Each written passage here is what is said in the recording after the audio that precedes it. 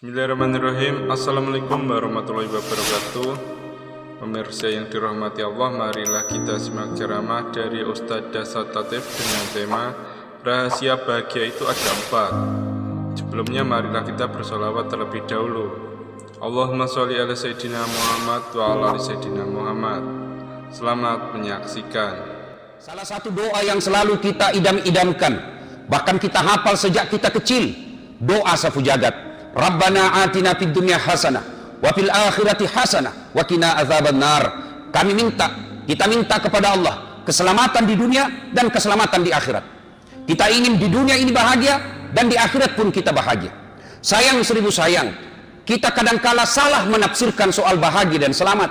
Kita keliru menafsirkan dan mengartikan apa itu bahagia dan apa itu selamat.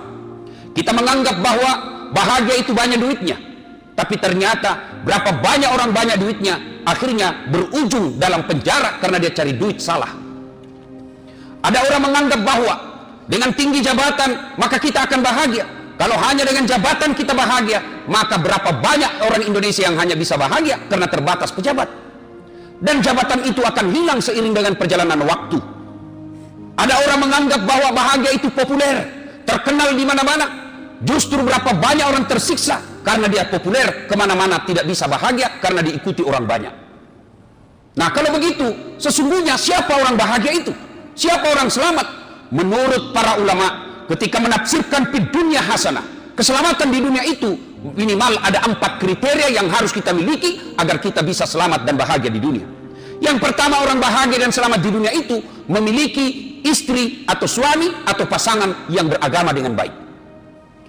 Meskipun duit banyak, meskipun pangkat tinggi, meskipun populer, tapi kita dibawa kendali istri, dan istri kita itu tidak bagus agamanya, menderita kita, Pak.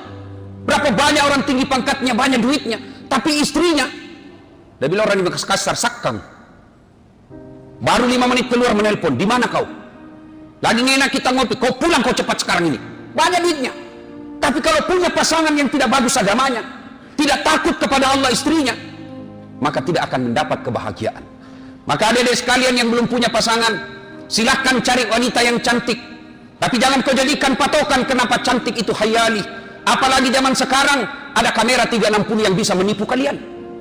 Silahkan cari perempuan calon istri yang kaya, tapi jangan kau jadikan sandaran utama, karena kekayaan itu ada batasnya. Dia kaya tapi 9 bersaudara, habis dibagi rata itu warisannya.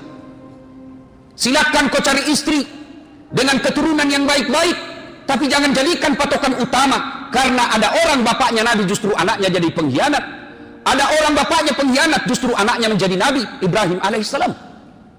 Kalau begitu, agar kalian bahagia dengan pasanganmu, maka pilih perempuan yang bagus agamanya. Lalu orang bertanya, Ustadz, kriteria 4 itu kan kenapa agama di belakang? Kenapa bukan agama nomor 1? Ingat, agama betul nomor 4, tapi ada stressingnya di belakang. Kata Nabi, utamakan agamanya, karena dengan agama kau akan mendapat semuanya. Mungkin ada orang cantik wajahnya, tapi kesurupan akhlaknya. Mungkin ada keturunan baik-baik, tapi dia miskin. Tapi mungkin juga ada orang bangsawan, tapi mukanya lagi yang jelek. Maka untuk memperoleh 4-4-nya, 1000 perempuan belum tentu ada yang sempurna. Karenanya agama menjelaskan kepada kita, utamakan agamanya. Mukanya jelek, tapi dengan akhlak yang baik memperbaharui kejelekannya. Dia miskin, tapi akhlaknya akhirnya memperkaya pribadinya. Maka agar mendapat kebahagiaan pertama adalah pasangan yang baik. Bapak tentu berpikir, bagaimana kita yang sudah terlanjur? Masih ada jalan keluar bagi Islam. Bapak punya kuota 4 giga. Ada peluang. Tapi itu darurat. Poligami ini adalah pilihan darurat. Darurat ini diilustrasikan, diibaratkan, dia adalah pintu darurat dalam pesawat. Itu pintu darurat tidak setiap saat boleh dibuka. Nanti betul-betul darurat. Kalau Bapak buka tidak pada saat darurat, maka Bapak dapat tangkap polisi. Yang kedua, bahagia menurut para ulama, setelah punya pasangan yang baik, punya anak yang taat beribadah. Bukan anak yang tinggi pangkatnya, bukan anak yang populer, bukan anak yang cakep, bukan anak yang pejabat, tapi yang membahagiakan adalah anak yang taat dalam beragama. Berapa banyak saya melihat anaknya kaya tapi orang tuanya ditelantarkan. Bahkan sering kita melihat di medsos dia tidak akui orang tuanya. Maka pilihannya adalah anak yang baik, Dan anak yang soleh dan soleha bukan cuma bapak nikmati di dunia, tapi insya Allah akan membahagiakan bapak ketika masuk di alam kubur. Suatu kali Nabi bercerita melakukan perjalanan. Dalam perjalanan ke suatu tempat, Nabi melewati pemakaman. Ketika tiba di pemakaman, area pemakaman itu, Nabi bersabda, langkahkan kakimu dengan cepat. Maperi-peri kok, cepat-cepatkan ke langkahmu. Sampailah Nabi di tempat tujuan. Setelah selesai urusan Nabi, balik lagi dengan rute yang sama melewati pemakaman. Ketika lewat pemakaman, para sahabat mempercepat langkahnya. Seperti perintah Nabi di awal tadi, cepatkan langkah. Sahabat mempercepat langkahnya. Lalu Nabi bersabda, tidak usah, santai saja, tidak usah kuburu-buru. Bertanya sahabat, ya Rasulullah, waktu pergi kami disuruh buru-buru. Sekarang tidak ada apa ya Rasul? Perginya kami diperintah buru-buru, pulang santai saja, ada apa? Kata Nabi, andai kau diberi pendengaran seperti telingaku, maka kau akan dengar betapa ini orang dalam kubur disiksa. Dia disiksa, saya tidak betah lama-lama, kasihan saya mendengarnya dia lama-lama disiksa, tidak betah saya, maka saya mau bawa jauh-jauh supaya saya tidak dengar lagi. Terpulang, tidak lagi. Kenapa? Saya dapat berita dari Jibril, Allah perintahkan penyiksa kubur, wahai malaikatku, hentikan siksaanmu di kubur. Tidak mungkin orang tua ini kusiksa sementara anaknya di dunia lagi belajar mengaji membaca basmalah, bismillahirrahmanirrahim, dengan nama Allah Maha Pengasih Maha Penyayang. Masa bapaknya saya siksa di kubur sementara anaknya menyebut saya Allah Pengasih dan Penyayang? Berarti yang bisa menyelamatkan bapak di alam kubur bukan harta yang banyak, bukan jabatan yang tinggi, bukan popularitas semata, tapi yang bisa menyelamatkan bapak ketika dalam kubur adalah doa anak yang soleh dan soleha. Saudaraku orang Medan pergi merantau ke Sulawesi Selatan, menjual martabak Medan, sampai di sana tidak bahagia, boleh kembali ke sini. Saudaraku orang Betawi datang ke sini menjual soto Betawi, tidak bahagia, boleh kembali lagi ke Betawi. Saudara-saudara saya yang dari Makassar datang ke sini jual coto Makassar, ternyata tidak bisa bahagia, kembali lagi ke kampung kerja sawah. Masih ada pilihan ketika merantau tidak bahagia, pulang kampung. Tapi ketika bapak masuk ke dalam kubur, senang tidak senang, kau tinggal di situ, tidak boleh kau balik lagi ke Medan. Apa yang bisa menolong kita? Hanya 3 kata Nabi, ketika kau di alam kubur, hanya 3 yang bisa menolongmu. Satu di antaranya, anak yang soleh dan soleha.